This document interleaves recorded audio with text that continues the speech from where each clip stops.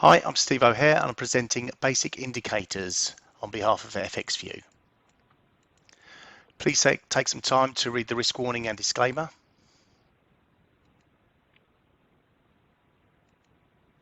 So we're going to cover today on the chart and off the chart indicators. We're going to look at a little bit more detail on ATR, that's the average true range. We're going to look at relative strength index, which is the R.S.I, that's a overbought, oversold indicator. And then we're going to move into moving averages. And finally, we're going to look at Ichimoku Cloud, which is a little bit more advanced, but it's a support and resistance indicator and also a trend indicator. So what is an indicator? Sometimes called an oscillator. It's a technical mathematical tool that helps the analyst or trader to decipher either overbought or oversold regions or territories, a possible change in trend. Also helps provide analysis on support and resistance, and the average range, which we're going to show with the ATR. Now, indicators can often be leading or lagging. So what do we mean by that? Leading indicators highlight support, resistance, or areas of interest based on future price action that will be specifically shown with the Ichimoku Cloud towards the end. A lagging indicator highlights what price action has already done, so it's a bit of a delayed indicator. So on the chart means that an indicator is mixed with the price, and on here we can see there's a candlestick chart and it's been overlaid with the Ichimoku Cloud, which does look a little confusing, but once you understand what the cloud does, what it stands for, then it becomes a lot more easier to understand. An off the chart indicator would be something which is priced below where the chart price action is, and in this instance we can see the ATR, or the average true range. So we'll start with that. The average true range is the average of the ranges over a specified time period. Now normally we'll look at 14 days, 14 hours, 14 minutes, depending on what chart you're looking at. And this is a leading indicator because this can give us an idea of what the expected range is for the day, or overall, if it's an average range, what we're expecting as a range for today.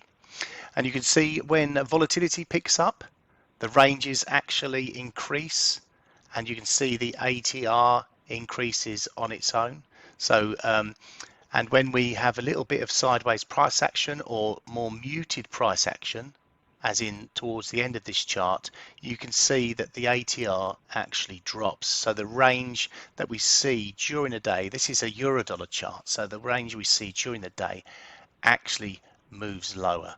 So on a normal volatile day, going back in time, we can see the range, the expected range, or the average true range, was around about 94 points, and this has dropped towards the end of this consolidation period to around about 50 points a day.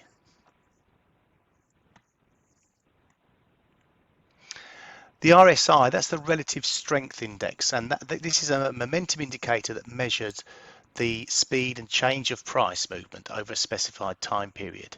Now this is a lagging indicator, and this is also off the chart. So we can look down below, and what we do is there's a couple of levels highlighted.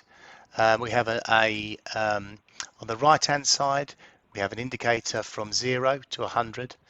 Anything, or when price, or when the action of this indicator moves below 30, we are in oversold territory, and when it moves above 70, that indicates that it is overbought.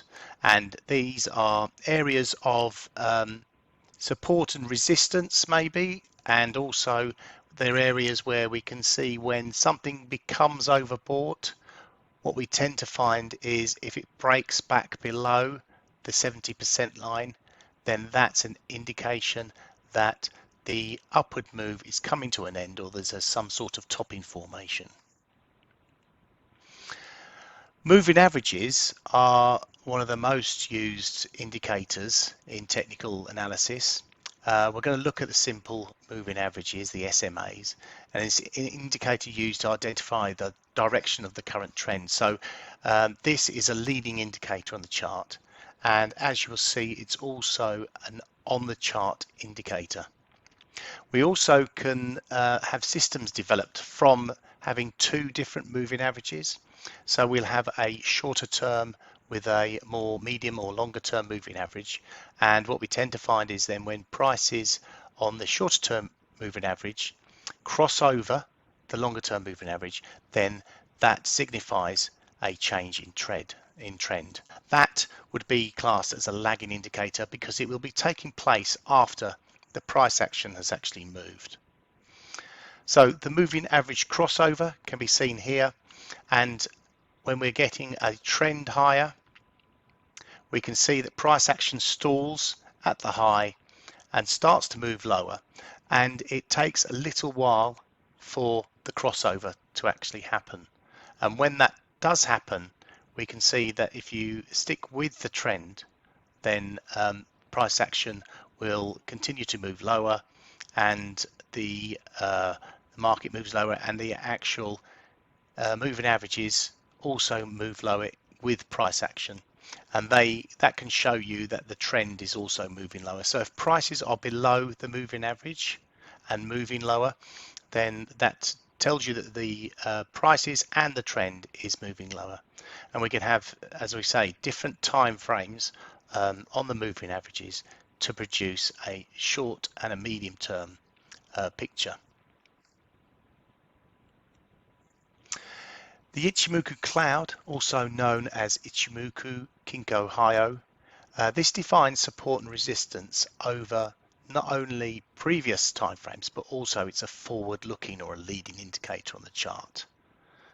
Let's take a little look at it. Again, initially, this looks quite confusing, but what we have 5 different exponential moving averages included in this chart, and we can see we have the light grey of this cloud, and that is when price action is moving higher, prices will be above the cloud, and this will produce a light grey color. When price action breaks below the cloud, we'll see the actual indicators flip and a bearish, darker looking cloud take shape.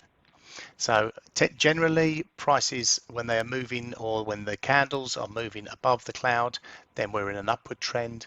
When they're moving below the cloud, we're in a downward trend.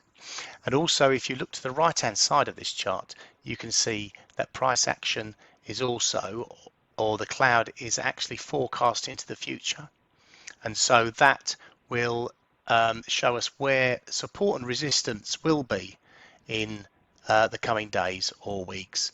And from this chart we can see we're in a bearish trend or a downward trend, and price action is quite heavy in terms of this dark cloud which hangs over the price action and the candles and the chart, and that is where resistance is expected to be seen in the coming days and weeks. Thank you for your time. I hope you've enjoyed the webinar.